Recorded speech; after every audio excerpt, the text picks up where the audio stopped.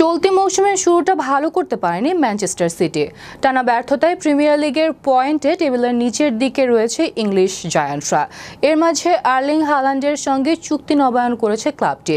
আগামী 2034 সাল পর্যন্ত সিটির জার্সিতেই খেলবেন নরওয়ের এই তারকা স্ট্রাইকার। ইংলিশ প্রিমিয়ার লিগের ক্লাবটির সঙ্গে তার আগের চুক্তির মেয়াদ ছিল 2027 সাল পর্যন্ত।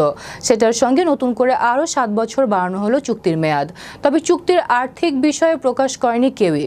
দীর্ঘমেয়াদী চুক্তি করতে পেরে উচ্ছ্বসিত হাল্যান্ড। তিনি বলেন, নতুন চুক্তি করতে পেরে আমি সত্যিই খুশি। দারুণ এই ক্লাবে আরও বেশি সময় কাটানোর জন্য উন্মুখ হয়ে আছি।